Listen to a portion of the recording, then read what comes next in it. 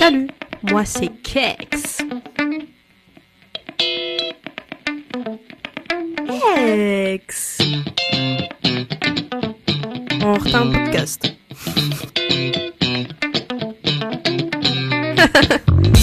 Très drôle. Oh my god.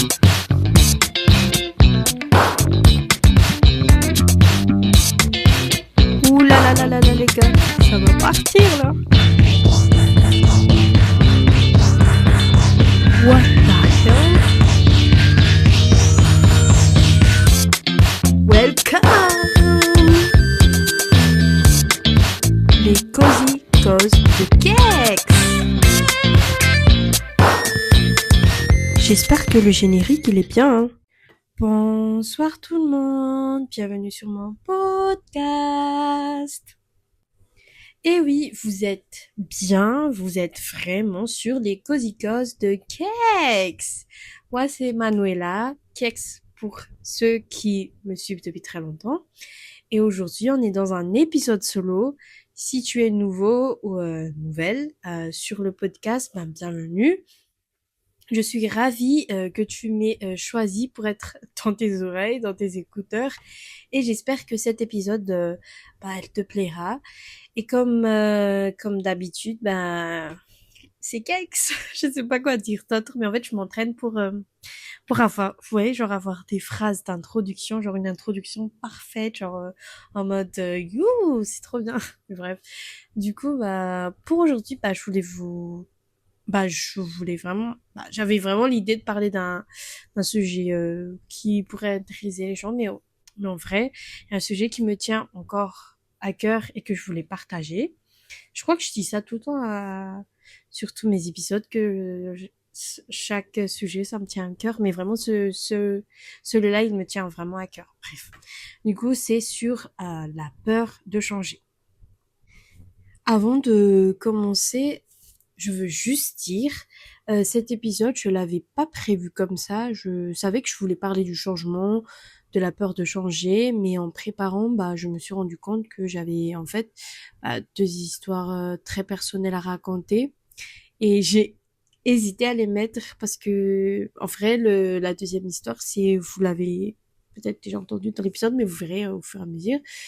Parce que mon histoire, c'est un peu intime et je suis pas partie trop dans les détails, mais vous verrez en écoutant.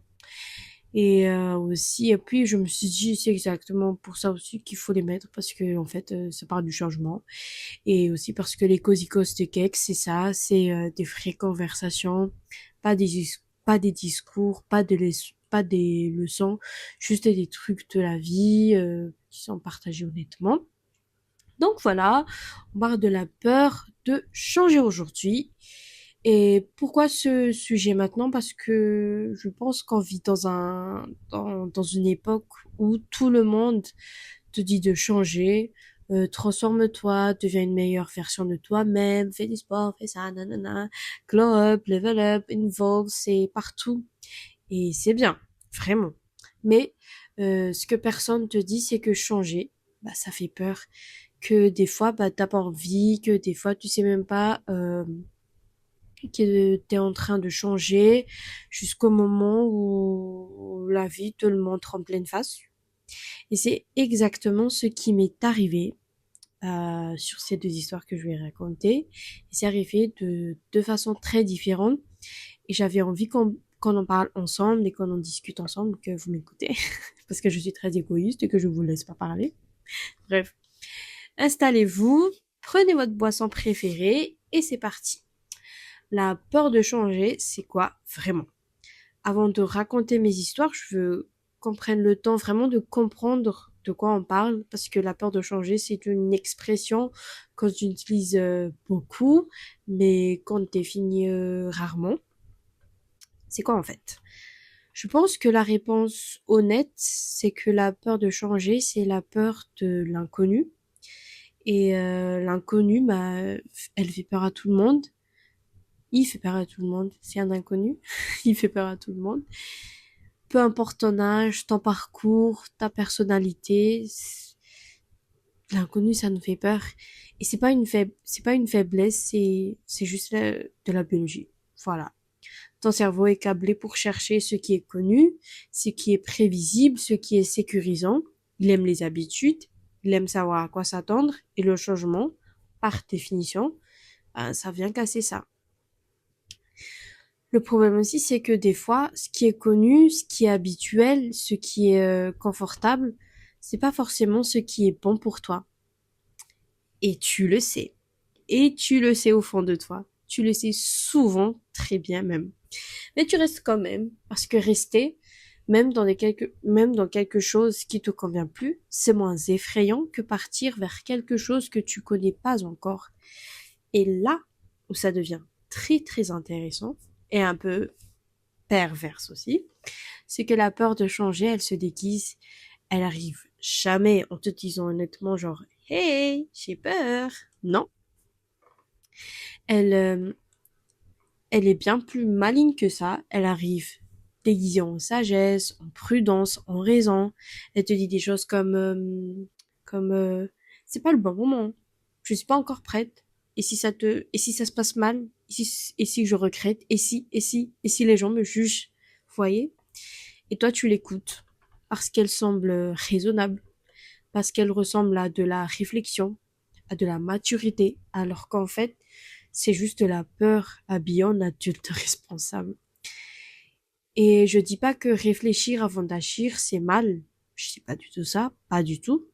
Mais il y a une différence entre réfléchir et se paralyser. Entre prendre le temps et éviter indéfiniment et apprendre à faire cette différence, c'est peut-être le premier pas pour ne plus avoir peur de changer. Parce que quand tu reconnais la peur pour ce qu'elle est et pas pour ce qu'elle prétend être, tu peux commencer à décider si tu vas l'écouter ou pas. Et moi, j'ai mis du temps, mais vraiment du temps à faire ça. Et les deux histoires que je vais vous raconter maintenant, c'est un peu les moments où j'ai vu la peur en face, cette peur, et où j'ai choisi quand même de, de passer through it. Ok. Alors la première histoire est celle-là. Je savais pas trop si j'allais la raconter, mais je pense que je vais raconter, mais pas trop en détail. Parce que il faut respecter aussi. Peut-être moi j'ai envie de parler, mais peut-être la personne n'a pas envie que j'en parle. Voilà. C'est une histoire avec mon ex. Voilà, on parle d'ex. Restez avec moi. Donc j'avais un ex, on s'est séparés et en fait à partir du moment où on s'est séparés, on s'est plus jamais revus, genre on s'est plus jamais croisés. Et il y a même eu des situations, genre vraiment, genre tout ce qui nous entourait nous faisait en sorte qu'on devait se revoir, mais on s'est plus jamais croisés, on s'est plus jamais vus, j'ai plus jamais entendu sa voix, il a plus jamais entendu ma voix, on s'est plus jamais parlé, voilà. Et à un moment donné, les circonstances, pardon, les circonstances ont fait que on allait se recroiser. Et la question s'est posée naturellement. Bah, est-ce que je veux vraiment le voir? Est-ce que j'ai envie de lui parler? Est-ce qu'on va se parler? Je voyais une question comme ça. Et après, j'ai eu exactement ce moment de, Hum, je sais pas trop. Je sais pas trop. Parce que, en fait, je savais pas si j'avais encore des sentiments. Parce que, en fait, dans ma tête, c'était clair et net, j'ai plus des sentiments. Mais en fait, tu sais pas, au moment où tu rencontres la personne, tu la revois, tu sais pas, genre si, en fait, j'avais peur que ce soit bizarre déjà. Peur de pas savoir comment me comporter. Peur de, déjà, ça c'est le plus important, peur de ce que ça allait faire remonter, genre les souvenirs, les émotions, des versions de moi que j'avais mis du temps à ranger quelque part, ouais, et pas un truc comme ça. Et dans ma tête, il y avait cette petite voix, vous connaissez tous cette petite voix, je suis quasiment sûre, qui commençait à faire ces petites spirales là. Ici, ici en fait, t'as encore des sentiments et tu le sais pas. Et si tu le vois et ça te fait quelque chose, et si finalement t'es pas aussi passé à autre chose que tu le crois, Et cette fois, elle allait de plus en plus loin. Et genre, ça continue, genre, et si tu repars dans quelque chose, et si tu ressors de là encore plus confus qu'avant, genre, vous voyez, c'est classique. Le cerveau qui part en vrille pour te protéger. Sauf que cette protection-là, elle m'aurait juste empêché d'avoir une réponse, en fait. Sauf que j'y suis allée, quand même. On a passé à peu près la moitié d'une journée ensemble, pas seul, je tiens à préciser. Il y avait des gens, il y avait quelqu'un avec nous et il y avait aussi d'autres personnes. Et pendant cette journée, ben, j'observais, pas lui spécifiquement, mais plus moi. J'observais, j'essayais de savoir genre ce que je ressentais, j'attendais quelque chose, j'attendais genre que quelque chose se passe quoi. Un papillon, genre comme d'habitude je dis ça, mais genre comme avant, genre un malaise ou une émotion ou quelque chose comme ça. Et là, il s'est passé quelque chose que j'avais vraiment pas anticipé, mais vraiment pas. Rien. R-I-E-N. Il s'est passé rien de particulier. Pas dans le mauvais sens, hein. C'était pas gênant, c'était pas froid, c'était une journée normale et correcte. Mais à l'intérieur de moi, rien qui ressemblait à ce que j'avais peur de ressentir. Juste une personne que je connaissais avec qui j'avais partagé des choses qui existaient dans ma vie à un moment donné, voilà. Et en fait, le truc qui m'a vraiment frappé, et j'ai pensé longtemps après, hein, vraiment encore longtemps, c'est pas que j'avais plus de sentiments, c'est la pensée précise qui m'a traversée. En le regardant, je me suis dit littéralement, comment j'ai pu aimer cette personne? Comment j'ai pu aimer cette personne? Et je veux être claire, hein, c'est pas genre faire méchant, genre pas du tout. C'est pas cette version en mode qu'est-ce qu'il est dégueulasse. Peut-être un peu, j'avoue. C'était pas au poids cette personne, c'était vraiment juste de la curiosité, presque de l'étonnement. Vous voyez ce que je veux dire? Comme quand tu te retrouves comme quand tu retrouves une vieille photo de toi, une coiffure que t'avais, genre les vêtements que tu portais et tu te regardes et ça avec une forme de je sais pas quoi, genre en mode ouais, genre waouh, genre voilà, des fois comme forme de tendresse mais aussi de distance et tu te dis bah ah ouais, j'étais comme ça, genre j'étais vraiment comme ça, genre c'était ça, genre voilà. Et là j'ai compris quelque chose de très très important. J'avais pas changé spécifiquement par rapport à lui, j'avais changé moi. Vous voyez ce que je veux dire? Genre profondément en tant que personne. Et la preuve concrète de ce changement, c'est que quelqu'un qui correspondait à une version de moi à un moment donné, bah, ne me correspond plus du tout. Et c'est pas lui qui avait changé nécessairement, c'est, quand j'ai dit ça, vraiment, il n'a pas du tout changé, hein. C'est moi qui avais évolué, qui avait des besoins différents, des attentes différentes, une façon d'être différente. Et nos deux chemins qui se sont recroisés, en fait, bah, ils se croisaient juste, mais ils allaient plus dans la même direction. Et en fait, ce sentiment-là, genre, je suis plus la même, il est arrivé sans prévenir, sans que je le cherche, en fait. Genre, je m'étais pas levée ce matin-là en me disant, aujourd'hui, je vais réaliser que j'ai évolué. Voilà, genre, c'est pas venu dans ma tête comme ça. C'est venu tout seul, tranquillement. Et c'était d'une légèreté vraiment, comme, comme poser quelque chose de lourd sans s'en rendre compte, jusqu'à ce que tes bras, bah, soient vides et que tu réalises combien tu portais. Et là, ben, et parce que après, j'ai amené quelque part. Et en rentrant chez moi, ce soir-là, j'ai pensé à la peur que j'avais eue avant de me croiser. Cette peur que ça fasse quelque chose, cette peur de retomber dans quelque chose du passé et voilà. Cette peur aussi de en mode, est-ce que je vais encore revivre la même situation? Est-ce que ça va encore voilà, prendre le truc. Et bref. Mais en tout cas, j'ai réalisé que cette peur était basée sur une image figée de moi-même, l'image de la personne que j'étais quand on était ensemble, comme si changer voulait dire que cette version de moi était encore là, quelque part, cachée, prête à ressurgir. Mais cette ancienne version, elle était plus là depuis longtemps. J'avais juste pas pris le temps de vérifier. Et ça, je crois que ça, c'est une des leçons les plus importantes que j'ai retenues de cette journée, c'est que des fois, la seule façon de confirmer que t'as changé, c'est de confronter à ce qui était avant, genre, bah voilà, l'histoire avec moi, parce que il était là avant, quoi. Et cette confrontation fait peur, mais elle donne une réponse que rien d'autre peut te donner. Voilà. Et si cette première histoire m'a montré que j'avais changé sans le savoir dans mes relations amoureuses, la deuxième histoire, elle touche à quelque chose que j'avais partagé avec vous il y a quelques temps. Je crois c'est l'avant-dernier épisode, ouais, un truc comme ça. Quelque chose que certains d'entre vous reconnaîtront peut-être. C'était sur l'épisode de Syndrome de l'amie parfaite. L'histoire de l'amitié parfaite. Certains d'entre vous qui me suivent depuis un moment se souviennent peut-être d'un épisode que j'avais fait sur ce que j'appelais le syndrome de l'amie parfaite. Pour ceux qui l'ont pas écouté, je vais faire un résumé rapide.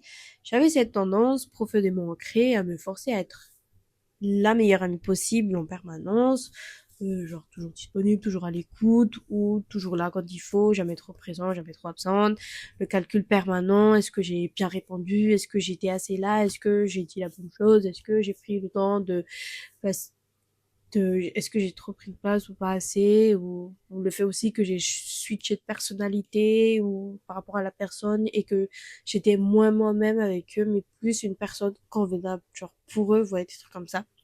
Et résumé, c'était épuisant, vraiment, parce que c'était une performance constante. Je jouais un rôle, l'amie parfaite, au lieu juste d'être moi. Voilà, et si vous voulez écouter cet épisode, il est disponible sur Spotify et YouTube. Et en fait, quand j'avais enregistré cet cet épisode-là, ce qui est intéressant, c'est que je n'étais pas forcément ou complètement sortie de ça. Parce que, voilà, parce que quand j'ai fait l'épisode, je me suis dit, en fait, il y a encore des situations où genre, j'ai encore des traces et tout.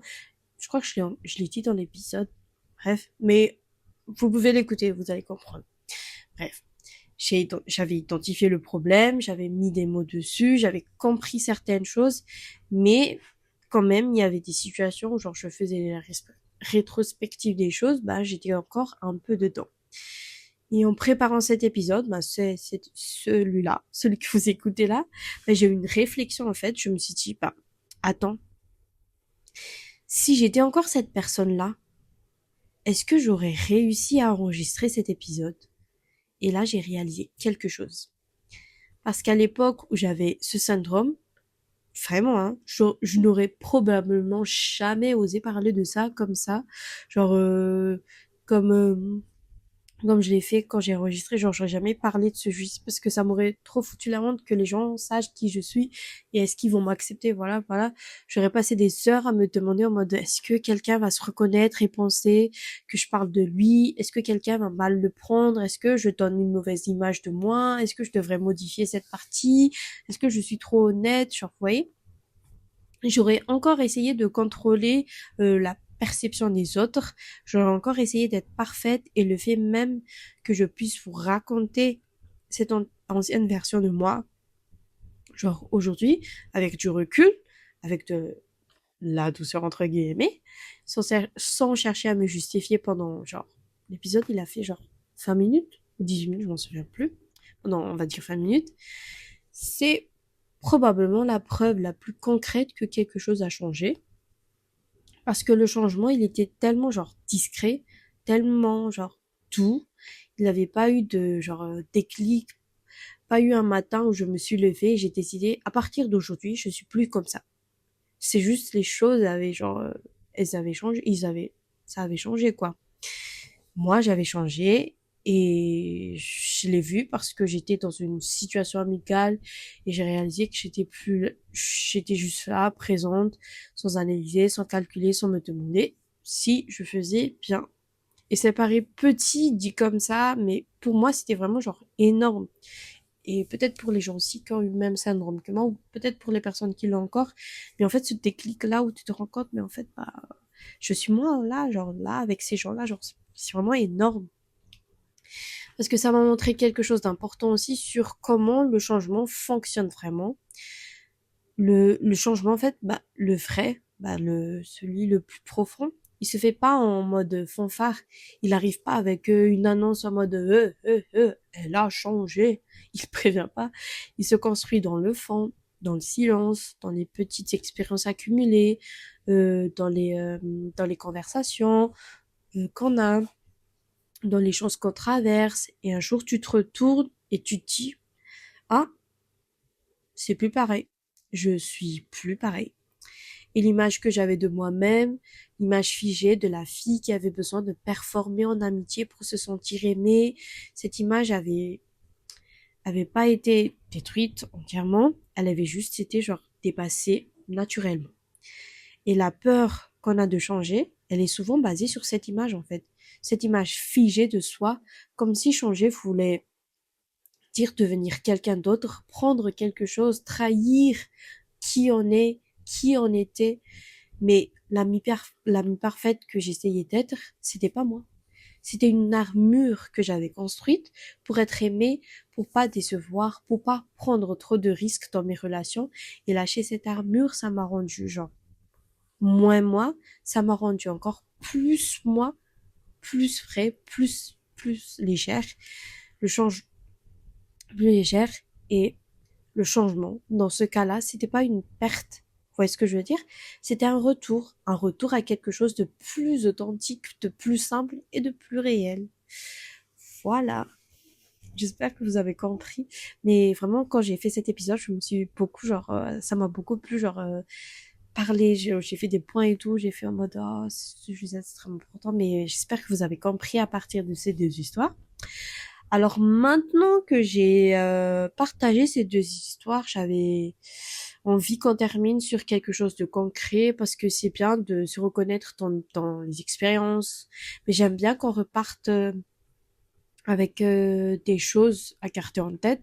Donc voilà, ce que moi j'ai appris et ce que je voudrais vous laisser aujourd'hui. Comment on fait concrètement par rapport au changement? Bah, je vais vous donner quatre choses, quatre thèmes. Pas des règles, hein, pas des trucs obligatoires, pas des injonctions, juste des façons de voir les choses euh, pour moi qui m'ont aidé, qui peuvent peut-être vous aider, je sais pas, peut-être, on sait pas. Alors la première chose, c'est accepter que changer, c'est pas trahir. Je pense que beaucoup de gens ont peur de changer parce qu'ils ont peur de trahir qui ils étaient. Si tu changes ta vie, t'avais tort avant. Si tu changes de direction, tu caches ce que t'as construit. Si tu changes ta façon d'être, les gens qui te connaissent pas, vont pas te reconnaître. Et quelque part, tu te demandes, est-ce que c'est bien? Est-ce que j'ai le droit? Et je vais te répondre, oui, t'as le droit. Changer d'avis, c'est pas avoir eu tort, c'est pas avoir appris, c'est avoir vécu des choses qui t'ont apporté de nouvelles informations, de nouvelles perspectives. Et la personne la plus honnête et la plus courageuse de la pièce, c'est celle qui dit j'ai changé d'avis, pas celle qui reste sur sa position pour pas avoir l'air incohérente. Vous voyez ce que je veux dire? Et les gens qui te jugent pour avoir évolué, qui te disent mais t'étais pas comme ça avant, hein. Comme si c'était une accusation, genre voilà, ces gens-là, c'est pas ton problème, c'est le leur. Genre s'ils ont ce genre de mentalité, c'est leur problème. Leur inconfort face à ton changement, c'est leur travail à faire, pas le tien. Voilà. Period. La deuxième chose, c'est se confronter à ce qu'on évite, comme comme moi avec mon ex. Bah, j'aurais pu ne pas y aller, j'aurais pu rester dans le doute, dans la question, dans la peur que ça fasse quelque chose, et ça aurait été plus confortable à court terme, vraiment, hein. Mais j'aurais pas eu bah, mes réponses et la réponse la plus importante, c'est en fait c'était cette liberté, ce truc de en fait genre c'est vraiment fini, genre, j'ai changé, quoi. Et des fois, on évite des situations, des conversations, des confrontations parce qu'on a peur de ce qu'on va ressentir ou découvrir. Mais mais mais le fait d'éviter, bah, il nous retient exactement là où on est, en fait. Il nous empêche pas de vérifier si on a changé, il nous empêche pas d'avancer. Et je veux pas dire que tu as besoin d'aller chercher ta souffrance ou te forcer à des situations toxiques. Non, pas dans cette version-là. La situation qui t'intimide, la conversation que tu repousses depuis des semaines, la chose que tu te dis, genre, un jour je le ferai. Des fois, la seule façon de dépasser la peur, c'est de marcher dedans. Pas autour, mais vraiment dedans. La peur disparaît. Bah, la peur, elle disparaît pas avant d'agir. Elle disparaît en agissant. Tu sautes d'abord et tu respires après. Voilà. Ah, je suis vraiment devenue philosophique. J'aime bien ce que j'ai écrit dans mon carnet. La troisième chose, arrêtez d'attendre d'être prête. Ah, celle-là, celle-là, je l'ai dit tellement de fois dans ma tête, je crois. Ouais, on se dit, tout le monde s'est dit dans la tête, je le ferai quand je serai prête. C'est pas encore le bon moment, encore un peu de temps. Et là, j'ai une chose à dire là-dessus. Le sentiment d'être prête, il arrive rarement avant. On est tous d'accord. Ça arrive rarement avant. Il arrive pendant. Et des fois même après. Être prête, c'est souvent quelque chose qu'on ressent une fois qu'on a commencé, une fois qu'on est dedans, une fois qu'on a fait le premier pas, même en tremblant, voilà. C'est vraiment dans le processus. Pas prête pour la conversation difficile, pas prête pour le nouveau départ, pas prête pour lâcher ce qui te fait plus du mal que du bien. Ni attendre d'être prête. Concrètement, ça veut dire attendre quelque chose qui viendra peut-être jamais. Ben, parce que, parce que le je suis prête que tu attends, c'est souvent juste la peur qui se fait passer pour de la sagesse encore une fois. Ben, pour t'encourager, pour finir un peu cette troisième chose, c'est ce que je te conseille de faire, c'est de faire le premier pas. Fais le premier pas imparfait, le deuxième sera plus facile et le troisième encore plus. Voilà. La quatrième chose, faire confiance à ce qui travaille en toi, même quand tu le vois pas. Le changement autour de l'amitié parfaite. Vous venez de l'épisode. Comme je l'ai dit, j'ai pas vu venir, en fait, ce changement, ce déclic. Je l'ai pas construit consciemment, étape par étape. Il s'est fait genre pendant que je vivais, pendant le processus, pendant que j'apprenais des choses, pendant que je traversais des situations, des conversations, des moments. Et un jour, il était là, discret, mais réel. Ça veut dire que même, en fait, où tu te dis genre je change pas, je stagne, je suis toujours pareil, quelque chose travaille, quelque chose se construit et tu verras les résultats au moment où tu t'y attendras le moins. Alors, fais conscience au processus, même quand tu le vois pas, surtout quand tu le vois pas.